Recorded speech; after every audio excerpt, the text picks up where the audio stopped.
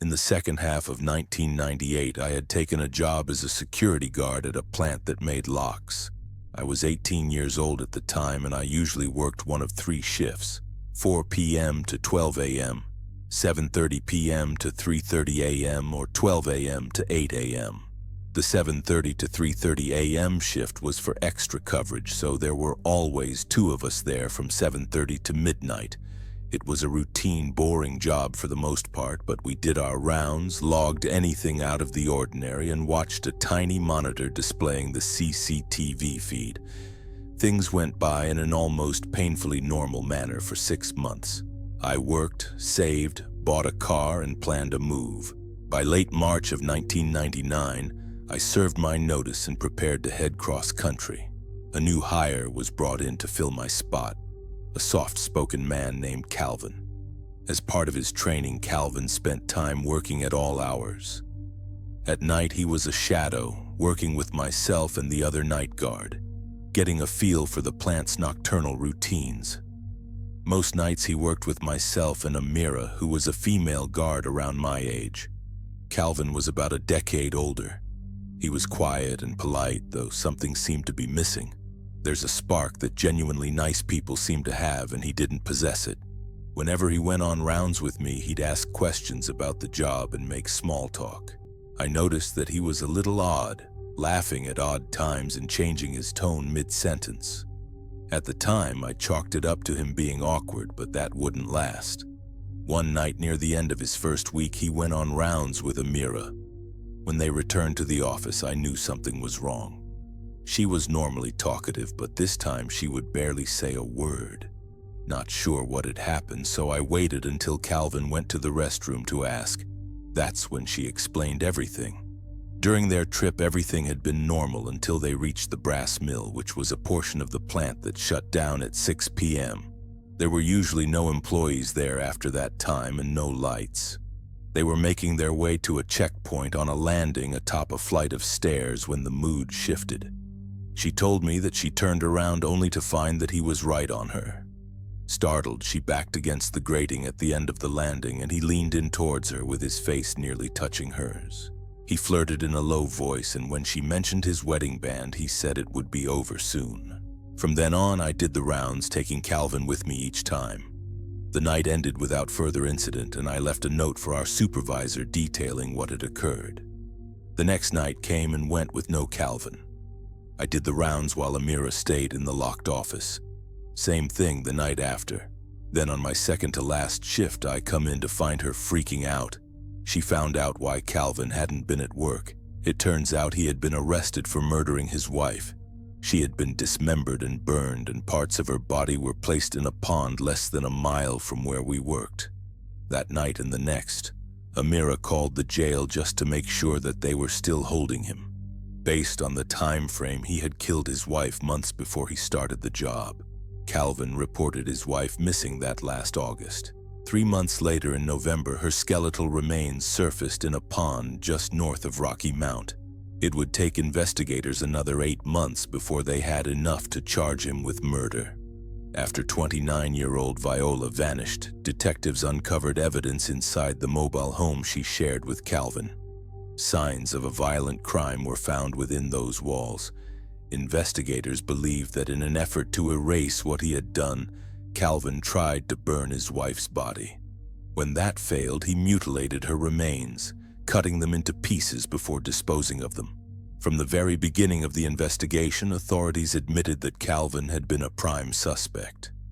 Calvin Lee Brinkley was charged with first-degree murder in the death of his wife, Viola Brinkley, and was held without bond in the Halifax County Jail. I've been driving rigs for a good 15 years now, mostly long hauls across the Midwest. You see a lot of strange stuff on the road: wrecks, people breaking down, the occasional drunk swerving across lanes. But there's one night that stuck with me, and to this day I can't tell it without my hands tightening on the wheel.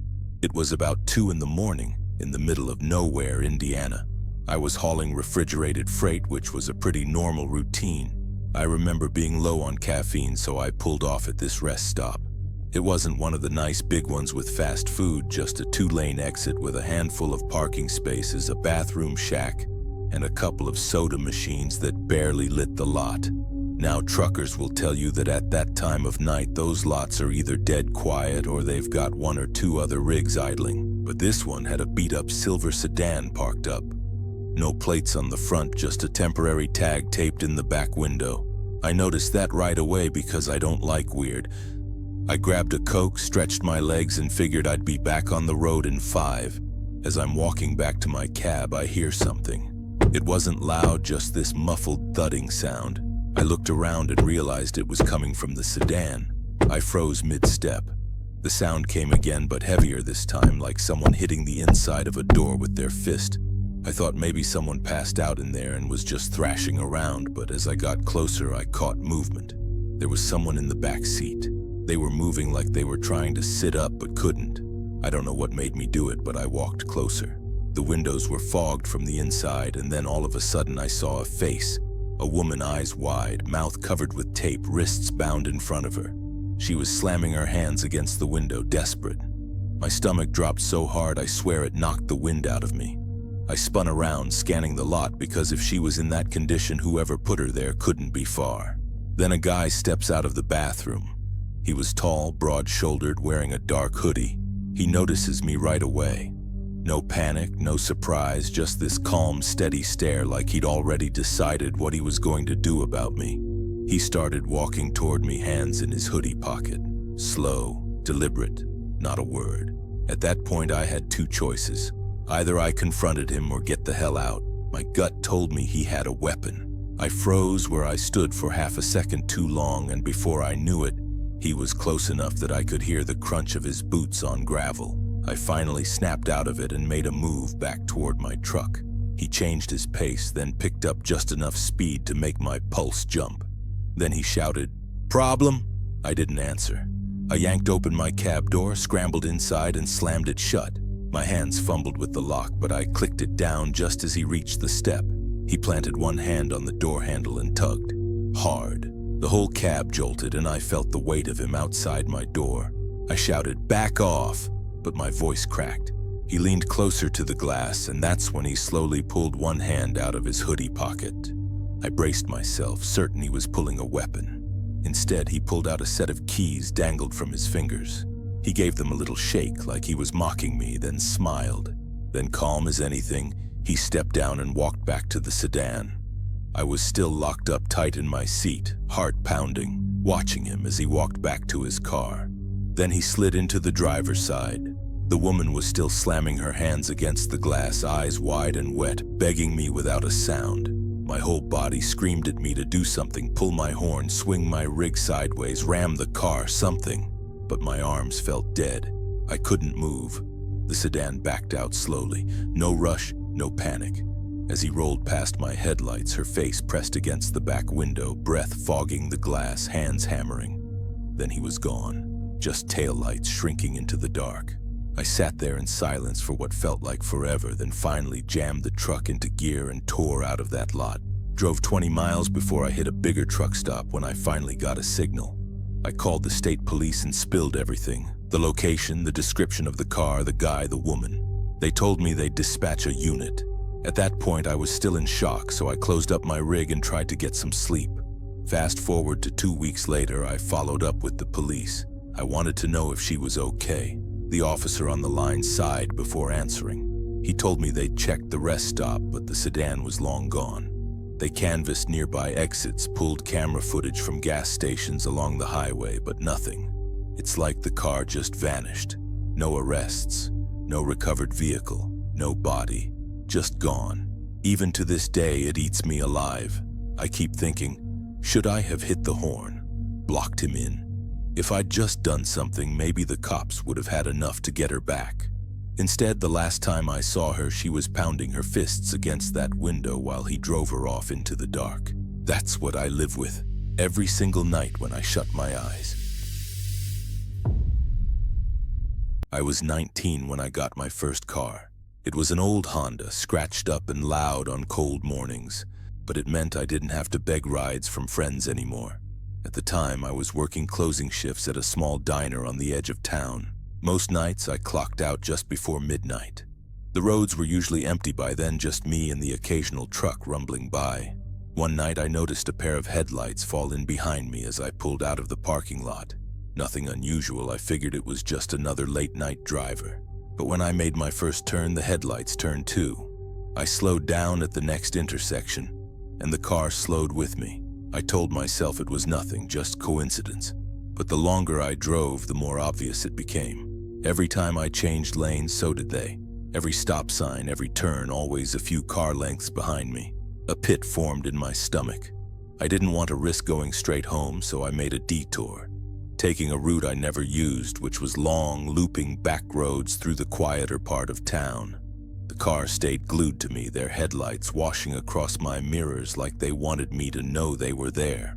By the time I reached the edge of a residential neighborhood, my hands were slick with sweat on the wheel. I pulled into a gas station, parked under the bright floodlights near the door, and cut the engine. I thought maybe the car would keep going, but it didn't. It turned in two. I froze, watching through the mirror as the dark sedan rolled slowly into the lot. It didn't park at a pump. Didn't go by the convenience store. It just stopped a few spaces back, engine still running, headlights pointed straight at me. I tried to act normal, grabbed my phone and walked into the store.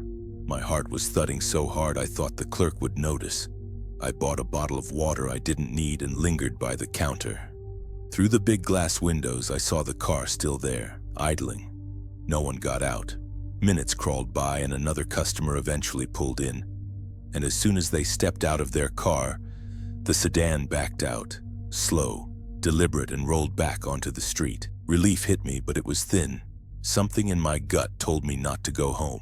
So I stayed at the counter, pretending to scroll my phone until I felt sure they were gone. Finally, I thanked the clerk and went back outside. The lot was empty. The road was quiet.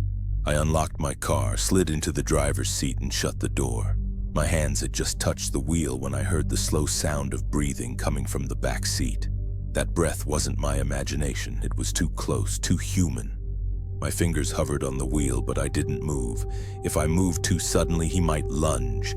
My heart hammered so loudly I was sure he could hear it. Slowly, without jerking my head, I shifted my eyes to the rearview mirror. In the darkness of the back seat, something shifted.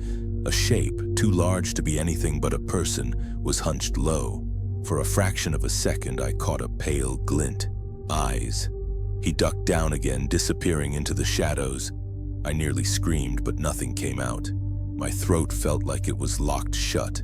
All I could think was, don't get out. If I opened the door now, I'd have to fumble with the handle, climb out, and that was too many chances for him to grab me. The only option was to move. My keys were still in my hand. My fingers trembled as I slid them into the ignition, praying he wouldn't hear the metallic click. The engine roared to life, and instantly I heard him shift, with fabric scraping, the soft bump of his shoulder against the seat. I slammed the gear into drive and floored it. The tires shrieked as I tore out of the lot, the sudden force slamming me back against the seat. Something in the back shifted with the momentum. For the next mile, it was just the sound of my engine screaming and the faint, steady rhythm of his breathing. I didn't dare look back. My hands clenched the wheel so tightly they ached, my whole body vibrating with adrenaline. I took turns too fast, blew through a stoplight, anything to keep moving forward. I couldn't think about what he was doing back there. I couldn't think about whether he had a weapon. If I thought about it too much, I'd freeze. Then I heard movement. I felt the back of the driver's seat press forward. He was leaning against it, slowly, testing me. I screamed and swerved hard across 2 lanes. Horns blared as another car shot past, but I didn't care. My eyes locked on the one place I knew he wouldn't follow me into, which was the police station. When I saw the floodlit building, I floored it. My tires screeched as I swung into the lot and skidded to a stop right in front of the glass doors. I leaned on the horn. My palm pressed so hard it hurt. Then the back door flew open. I caught a blur of movement in the corner of my eye as he bolted into the darkness, vanishing between buildings before the officers inside even stepped out. By the time they reached me, I was shaking so violently I couldn't even get words out. When they searched the car, they found the handle of a knife wedged under the back seat. The officer looked at me grimly. I didn't go home that night. And for months afterward, every time I got in a car, I checked the back seat twice, sometimes 3 times. Because once you've heard someone else breathing inside your locked car, you never forget it. So this is the story of the time I had a close encounter with a serial killer. I was 20 years old at the time, and I had gotten my driver's license that January, and suddenly the world felt wide open. Driving meant freedom, and I took full advantage of it, heading out on countless solo road trips to visit friends scattered across New England and the mid-Atlantic states. At the time, I looked a lot younger than I actually was, and people often mistook me for a high school student well into my early 20s. On a random July day, I was cruising down I-78, headed to southern Pennsylvania for a long weekend with a friend. Her parents were out of town, and we had the place to ourselves. The plan was simple: drink, hot tub, watch Planet Earth drunk, and maybe run through cornfields at night like reckless kids. I was buzzing with excitement. The drive was smooth, the day was gorgeous, and my music was blasting. It was the perfect road trip mood. Not long after crossing the border from New Jersey into Pennsylvania, I pulled into one of the first rest stops to grab gas and snacks for the last leg of my trip. I've never been able to pinpoint exactly which rest stop it was, but I remember the layout clearly. It was a gas station with a big mini-mart, the I-78 westbound on-ramp across the way, and a dirt road running parallel to that ramp. These details would become disturbingly important later. As I headed toward the store, a man approached me. He looked like he was in his late 30s or early 40s. Stocky but tall compared to me, as I'm only 5'1". He had dark brown hair, a mustache-goatee combo, and dressed in a plain black t-shirt and jeans. He had just stepped out of a black pickup truck parked a few spaces from my car. The moment our eyes met, something in me recoiled. His stare was too intense, almost laser-focused, unblinking. There was a wild, unsettling energy radiating off him, and I don't usually get bad vibes from people, but this was different. My instincts screamed at me that something wasn't right. He started asking me questions like if I was from around there, despite my very obvious Connecticut plates. He also asked where was I going and if I know anything fun to do. He said he had some time to kill before his plans later and suggested we go play mini-golf or catch a movie together. His tone and word choice felt off. The whole thing was so random, and I was instantly uncomfortable. I shut it down quickly with no answers to his questions, a firm decline, and I told him I didn't know the area. Then I turned and walked towards the store, trying to shake off how bizarre the interaction had been. That's when he shouted after me, "You're gorgeous!"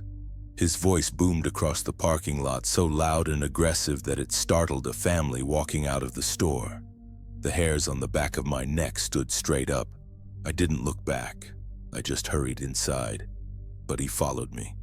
Within minutes, he was in the store, staring at me. My skin crawled. I ducked into the bathroom, locked myself in, and stayed there for at least 10 minutes, texting my friend about the creep outside. When I finally came out, he was gone. Relieved, I wandered the aisles, grabbed my road trip staples, which was a Dower Breed Crawlers and Trail mix, paid for it, and walked out. His truck was gone too. I felt a wave of relief and focused on getting gas and hitting the road. With my car fueled, I pulled toward the on-ramp back to I-78. That's when I heard honking, persistent and loud. I glanced over and froze. There he was, parked on that dirt road parallel to the ramp, facing the gas station. He had been waiting for me. He leaned out his window, honking, waving, and yelling at me to come over. Adrenaline took over, and I shot straight up the ramp and floored it back onto the highway. My hands shook as I grabbed my phone and called my friend, panicked. To my horror, his truck pulled out after, and he started following me. I drove fast, probably recklessly fast, with my heart pounding, every muscle tense. I kept weaving through traffic, desperate to lose him. After a few exits, he finally pulled off. Relief washed over me, but the fear lingered. My friend and I had already made a backup plan. If I saw his truck near her town, she would guide me straight to a police station instead of leading him to her house. Thankfully, I never saw him again. I did eventually make it safely to my friends, But the last couple of hours of that drive were nerve-wracking. Every glance in the rearview mirror expecting to see that black pickup again. By the time I arrived, my nerves were frayed, though we still managed to have a fun weekend. Over the years, I pushed the encounter to the back of my mind. Creepy, yes, but I survived. Then, years later in 2014, I was telling the story to another friend who's fascinated by true crime. Half joking, I said maybe I had crossed paths with a serial killer. She pulled out her phone, curious, and started searching for serial killers active in Pennsylvania around that time. The first name that popped up was Adam Leroy Lane. When I saw his picture, my blood ran cold. He looked almost exactly like the man I'd met that day.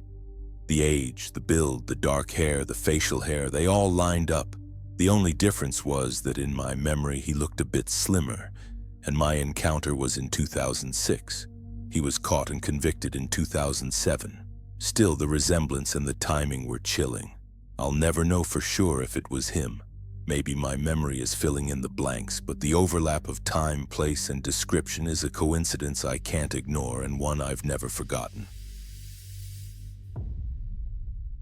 I'm a police officer, and this was the time we got a 911 hang-up from a house where a 14-year-old girl was home alone.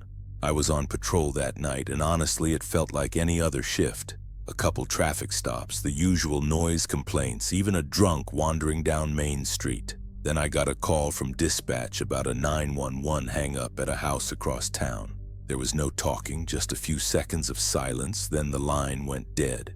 Those are tricky, as sometimes it's nothing, but sometimes it is. Either way, the policy states that someone has to check it out, so they sent it to me.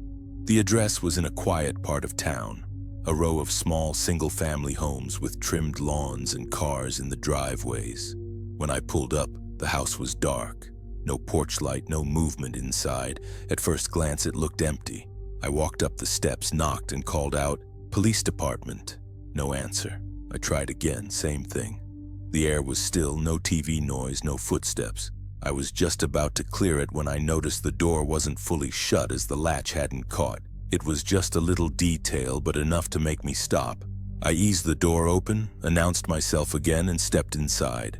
The living room was neat with a couch, coffee table, and a couple framed photos on the wall, but nothing out of place and no sign of anyone home.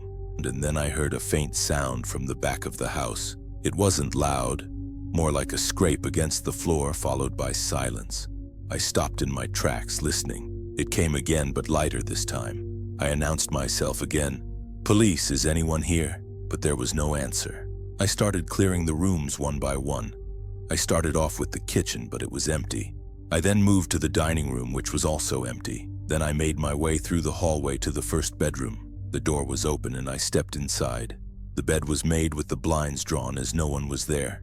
Then I exited and made my way to another room nearby, but this door was locked. I knocked on the door and announced myself, but only silence answered. I waited for a while, then I heard a small sound coming from inside. I started to get a little nervous, so I had my hand on my holster. Then, as I reached for the doorknob, it started to turn from the inside. The door then cracked open and a man stepped out. He didn't panic. He wasn't surprised. He just looked at me like he'd been expecting someone. He was in his mid-30s, average height, wearing a dark green hoodie and jeans, barefooted with no socks or shoes. I asked if he lived there and he said calmly, "Yes." I tilted my head a little and asked, "You didn't hear me calling out when I came in?" He gave a quick excuse. "Oh, I was in the back room with some music on, must have missed it." I nodded slowly, but it didn't sit right. "Well, here's the thing, I'm here because of a 911 hang-up that came from this address." This time he just shrugged and said, "Yeah, that was an accident." I must have dialed it without realizing. Now again, it didn't add up. Something about how he answered it was too fast, too casual. And again, he was barefoot. I'd seen shoes by the front door when I came in, a woman's running shoes, a girl's sneakers, but nothing that looked like his. Also on my way in, I noticed a few things that confirmed my suspicion. First, by the door was a coat hanger lined with small and medium jackets. Not one of them looked like it would ever fit him. Then in the sink, it was just one coffee mug with a faint lipstick stain on the rim. On the fridge, a school calendar covered in notes written in neat, girlish handwriting. Even the pictures on the wall only had a woman and a child smiling at the beach. Then a photo of birthday candles on a cake. There wasn't a single trace of a man living there. I asked him for an ID and he hesitated. He said he left it in his car. That was enough for me as there were no cars parked in the driveway. I told him to sit down so I could figure out what was going on. Instead, he shifted his weight, glanced toward the back door, and I saw the muscles in his legs tighten like a runner waiting for the signal. My hand went for my holster and I was getting ready to tell him to stay where he was, but before the words were out, he spun and sprinted towards the door. The back door slammed open so hard it hit the wall. He was already halfway across the yard before my boots even hit outside. I chased him, flashlight bouncing, shouting commands that he didn't even acknowledge. He vaulted the fence like he'd done it 100 times and I barely cleared it behind him. We cut through 2 yards, the grass wet and slick underfoot. He was quick, moving like the fact that he was barefoot didn't bother him. I caught glimpses of that green hoodie under the streetlights just out of reach. He ducked through a side alley and I followed, heart pounding, lungs burning. When I caught up at the alley, he was gone. Just like that. The night swallowed him. I stopped, listening. Nothing but crickets and the faint hum of an air conditioner. I doubled back, retraced the path, hoping he'd made a mistake. Maybe he dropped something or left a trail. All I found was a section of chain link fence rattling where he'd slipped over it. He knew where he was going. This wasn't some random panic run. It's like he rehearsed this 100 times. I was a little frustrated, but I headed back to the house. I did another sweep inside and searched the other bedroom. That's when I found her. A 14-year-old girl hiding in her closet, holding a phone to her chest with both hands. She was shaking so hard she couldn't even get a word out at first. I tried to calm her down, assuring her that she was safe. When she finally did, she told me her mom was working late. She'd been home alone when she heard someone moving around in the kitchen. She called 911 but stayed quiet as she didn't want the man to hear her. That's when she slid into the closet. She was so scared that she didn't come out, not even when she heard me in the house. She stated she thought it might have been him pretending. To be honest, I didn't even think of that. We sat in the living room while I waited for backup, and for that entire time, she never let go of that phone. When the other units showed up, we searched again. We went into the back bedroom where the guy came from. We found a backpack wedged behind the dresser and began to search it. What we found inside made my blood boil. There was duct tape, zip ties, gloves, and a knife. That's when it hit me. He hadn't broken in to steal. He wasn't after the TV or jewelry. He was looking for her. Her mother pulled up an hour later, still in her work clothes. She didn't know whether to hug her daughter or collapse. And the truth is, I didn't know how to explain it to her in a way that wouldn't keep them both up at night. Unfortunately, the guy was never caught that night. Maybe he left town. Maybe he's still around. For weeks after, I couldn't shake the thought of what might have happened if she hadn't dialed 911 when she did. I couldn't shake the image of her clutching the phone like it was the only thing keeping her alive. We filed reports, canvassed the area, followed up on leads, but nothing solid ever came back. His face stuck in my head. He was calm, collected like he'd done this before. I still drive past that street sometimes when I'm on patrol, same quiet houses, same trimmed lawns. But that one porch with the light burned out always makes me slow down, because I know that night wasn't about a burglary gone wrong. It was about a man who came for a kid and almost got away with it. And the fucked up part is that he's still out there, somewhere.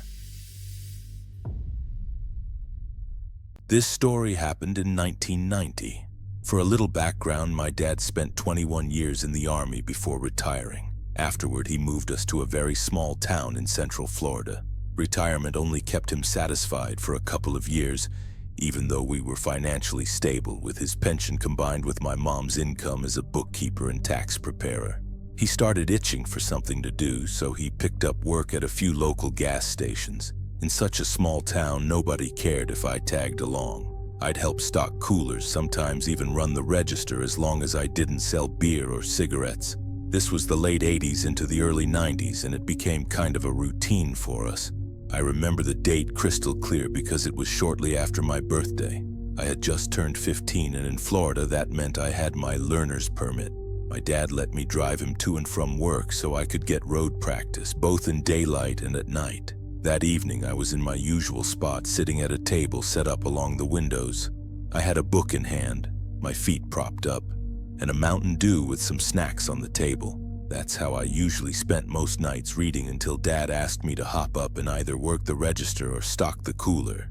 At one point, something unusual caught my eye. I looked up and saw a woman walking into our parking lot from the direction of the interstate. That alone was strange because people hardly ever came walking in from I-75. I figured she must have broken down and was heading in to use the phone to call for a tow truck. Turns out I was completely wrong. She walked into the store, glanced around for a while, and immediately gave me a strange, unsettling vibe. Then she approached the counter. She told my dad that she was stranded and needed a ride to the next big town north into Ocala. My dad shook his head and told her he couldn't take her as he was working and there was no way he could leave. That's when she turned and looked right at me. While her eyes were on me, my dad caught mine and gave me a quick, subtle shake of the head, which was his way of saying, "Don't do it." At first I was confused. Then she turned back to him and pointed at me, asking if I could drive her.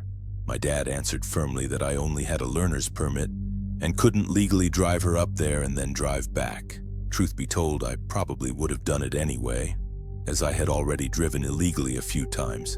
But my dad's response was so out of character. Normally, he was friendly and chatty with customers, but with her, he was abrupt, even dismissive. Later, I realized it was because he'd had a bad feeling about her from the moment she came walking up the driveway. She didn't take it well, so she started cursing him out for a minute, and he finally told her to leave. She stormed toward the door and slammed it so hard I thought the glass might shatter and stalked off down the driveway. I kept watching her until she made her way back up to the interstate and disappeared onto the northbound on-ramp. Almost a year passed, and it was just before my 16th birthday. I was in my bedroom when I suddenly heard my dad yell from the living room, "Son, get your ass in here and look at this." I bolted out and found him pointing at the TV. On the screen was a mugshot of a woman, and I instantly recognized her. It was the same woman who had stood in our store asking me for a ride. Her name was Aileen Warnos, and it turns out that she was the serial killer who had murdered several men in Florida before being caught, convicted, and later executed. To this day, I still have nightmares about what could have happened that night and how close I came to being her next victim. I was 19 years old, staying late in the college darkroom to finish developing film for my photography class. The photography building itself was once a tobacco warehouse that sat like a hulking relic near lonely railroad tracks in a forgotten corner of campus. Its creaking frame and shadowed halls always felt creepy after dark. By the time I wrapped up, it was close to midnight. I stepped out into the deserted night, nerves prickling. Several of the parking lot's streetlights were out, and the few that still worked only sputtered with a weak, flickering glow. Their light did nothing to comfort me as I made my way towards my car. That's when I heard someone approaching me. It was the sound of feet scraping against asphalt. Then a voice called out, "Hey, can you do me a favor?" I instantly jumped, fumbling my keys to the ground. He quickly mumbled an apology for startling me. When I looked up, I saw a man wearing a jogging suit with a limp in his step. I then asked him, "What do you need?" "I think I sprained my ankle. Could you take me to the ER?" The university hospital was only a short drive down the road. I stood there frozen with various thoughts going through my head. He looked pleasant enough, and he did seem to be in pain. But then the thought hit me hard, as I'd just finished reading about Ted Bundy and how he tricked women by faking injuries. When they leaned over to put his stuff in the passenger seat of his VW Bug, he knocked them unconscious with a crowbar and stuffed them inside. That memory flashed through my head as I studied him. Another thought followed fast as I thought, who in their right mind jogs out here in this creepy, empty part of town? "I'm sorry, I can't do that, but I could call someone for you. There's a phone in the photography building." "There's nobody to call. I just moved here and I don't really know anybody. Can't you just drive me? It's right down Limestone Avenue." He leaned against a car, grimacing, rubbing at his ankle. "I'll call you an ambulance." "No, I can't afford that. I don't have health insurance. "Can you just drive me? I'll pay you $20. Something in his tone flipped a switch inside me. The words were polite enough, but the way he said them was just off. His voice carried an urgency that didn't match the request. It crawled under my skin and hit the panic button hard. Silence hung for a moment, and then I told him, "I can't help you, I'm leaving." I slid my keys between my fingers the way my mom had taught me, ready to use them as a weapon if he lunged. My eyes stayed locked on him as I power walked the last few feet to my car. He just watched, leaning against the car, face blank as I started the engine and pulled away. Once I was back on the main roads of campus, music playing, the fear began to drain away. Guilt crept in instead. Maybe he really was hurt.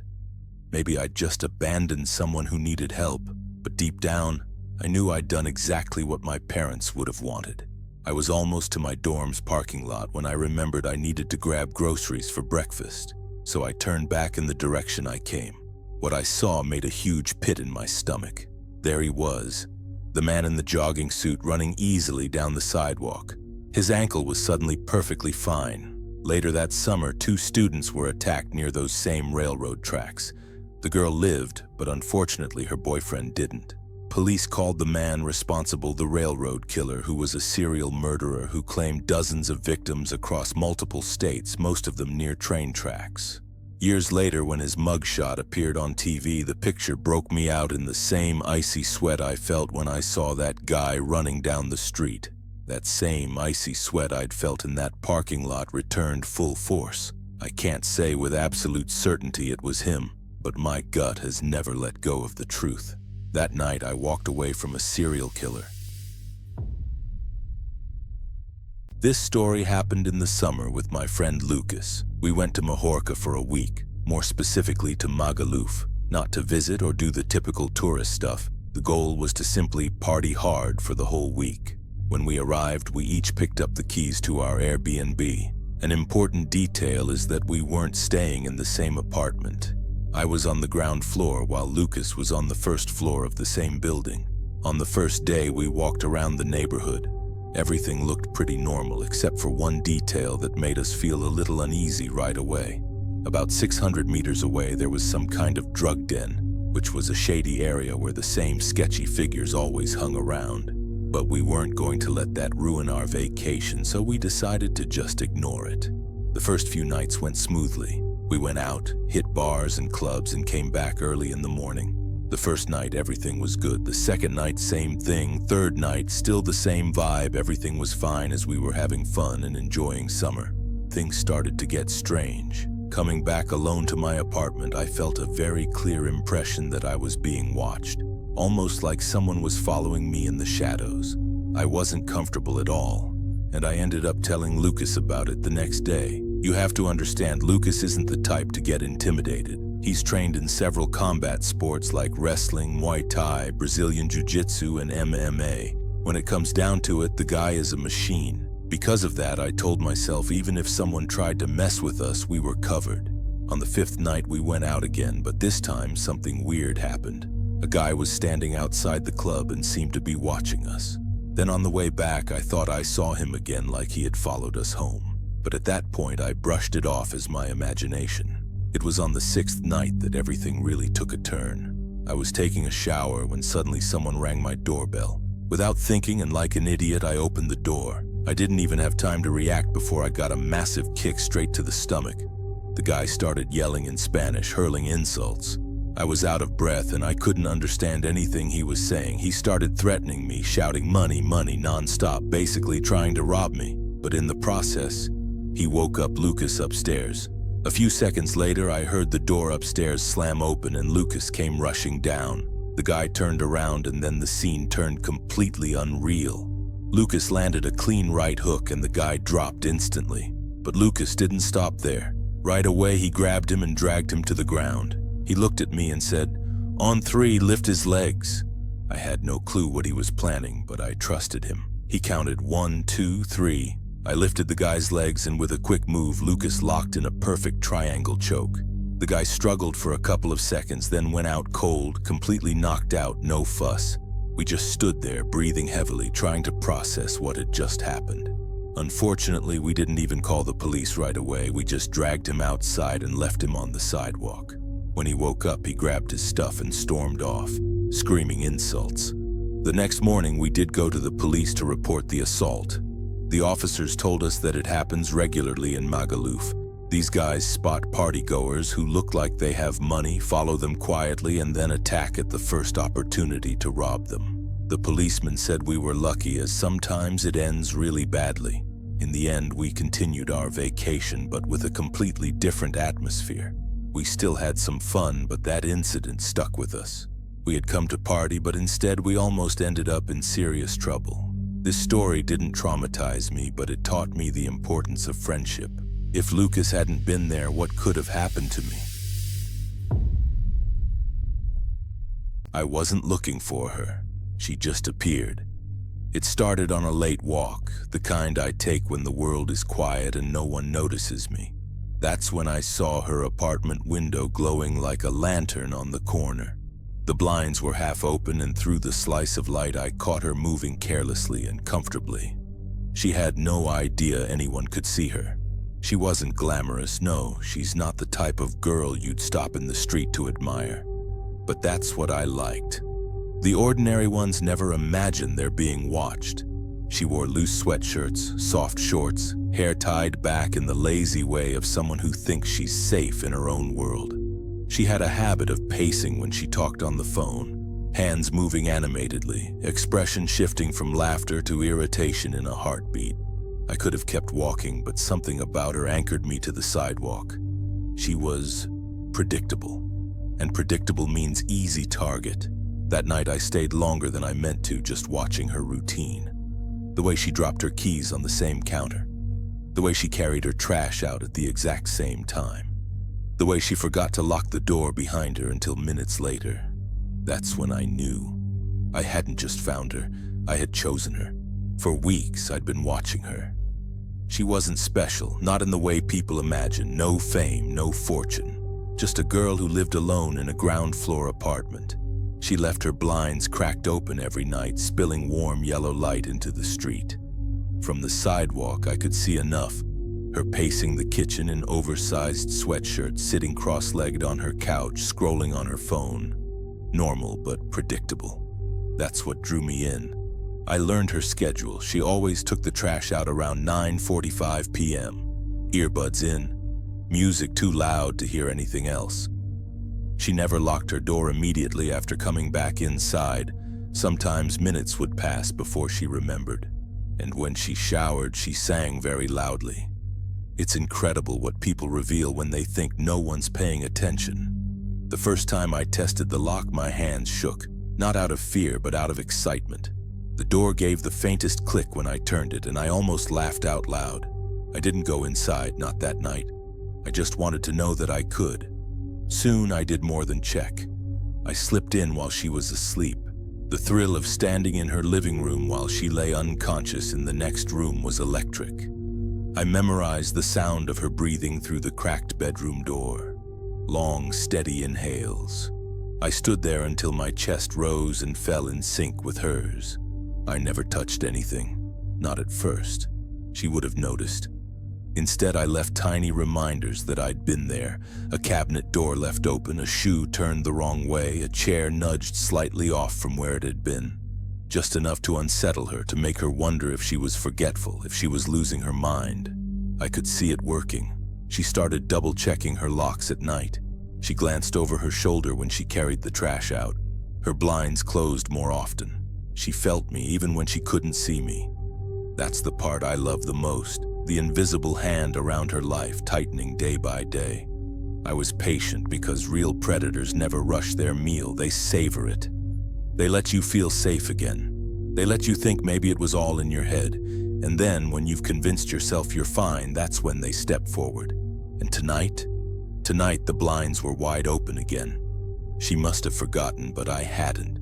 I'd already been inside earlier while she was showering. I slipped through the door she left unlocked after bringing in her groceries. I didn't stay long, just enough to move things again. The framed photo on her dresser now faced the wrong way.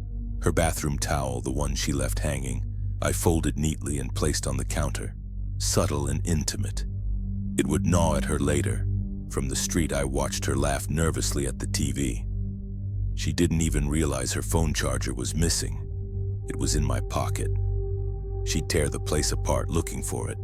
That night, I wanted more. Past 2 in the morning, when the world outside had gone silent, I slipped around the back and pressed my hand against the sliding door. Unlocked. Again. Inside, it was still. Too still. My gut told me she was awake. Waiting. Her bedroom door was ajar. I stood in the gap watching her sleep, the rise and fall of her chest, the phone glowing on the nightstand, a small lamp casting a warm pool of light on the walls. I stepped in. My shadow fell across her blanket. She shifted slightly, murmured something in her sleep. I leaned closer just to listen, then I pulled back because I wasn't here to end anything that night. No, that night was only about proof. When she woke the next morning, she'd find the chair from her desk pulled into the middle of the room facing her bed. And maybe, just maybe, she'd wonder if she dreamed about me sitting there in the dark watching her. The next day, she found the chair. I knew at the moment I saw her face through the blinds, pale, shaken, her hands trembling as she called someone on the phone. Police? Maybe a friend. It didn't matter. They would check the locks and maybe patrol the block, but they'd never find me. They never do. That night, though, she made her first real mistake. She turned on every light in the apartment and left the blinds wide open, as if daring me to look in, as if pretending that illumination equals safety. But all it did was put her on display like a specimen under glass. And I watched for hours until the lights went out. I waited longer than usual before I made my move. Past 2 in the morning. No cars, no footsteps, just the crickets and my own pulse hammering in my ears. The back door slid open without resistance. Inside, the apartment was different. The air felt heavy, expectant. My gut told me she was awake. I stepped carefully toward the bedroom, but the door was closed. It had never been closed before. For a moment, I stood there, hand hovering over the knob. Was this a trap? Had she called someone to sit inside with her to catch me in the act? My chest tightened with the risk, but also with something hotter, the exhilaration. I turned the knob slowly. The door creaked open. She was sitting upright in bed, wide-eyed, clutching her phone in one hand. Her lips parted like she wanted to scream but couldn't find the air. And in that frozen instant, with her gaze locked on mine, I realized something. I didn't need to hide anymore. I stepped fully into the room as she pressed her back against the bedboard, phone shaking in her grip. Don't come any closer," she stammered with her voice breaking. But I did.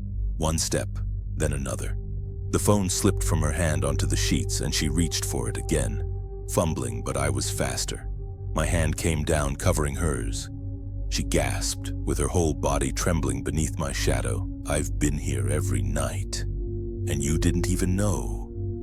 Her scream tore through the room with high, piercing desperation. It echoed off the walls out into the night. And that's when the pounding started. Heavy fists on the front door, voices shouting. Someone had been waiting after all. The last thing I saw before the room flooded with flashing lights was her face, her eyes wide with terror, but also with relief. Relief that I was finally caught. Relief that the nightmare was over, at least for her. She bolted from the bed, throwing herself against the far wall, eyes darting between me and the flashing red and blue bleeding through the blinds. I didn't move. I didn't need to. Heavy boots crashed through the front door, rattling the walls, and suddenly the hallway blazed with lights, with guns drawn. Commands barked. "Hands where we can see them." I lifted my hands almost lazily, the corners of my mouth curling. Because as they pinned me to the floor, as they dragged me away in cuffs, I leaned close enough to let her hear me whisper one last thing. "You'll never stop checking your locks again." And as she sobbed against the wall, I smiled, because even in chains, I had already won. They dragged me away in cuffs, flashing lights strobing across her pale, tear-streaked face. The last image I had of her before the cell door slammed shut was her trembling in the corner, clutching herself like she might break apart. That image has never left me. Now, weeks later, I sit in a cold metal chair in the prison visitation room. The air smells of bleach and stale coffee. The guards pretend not to listen, but they hover close enough to catch every word. Across from me sits a lawyer I barely know, droning on about my case, appeals, paperwork. I don't hear any of it. My eyes drift to the plexiglass window behind him, where beyond the barrier I can see the faint reflection of my own face. And in that reflection I see her. I imagine her walking past the prison gates just once, curious, unable to stop herself from looking inside to see if I'm really here.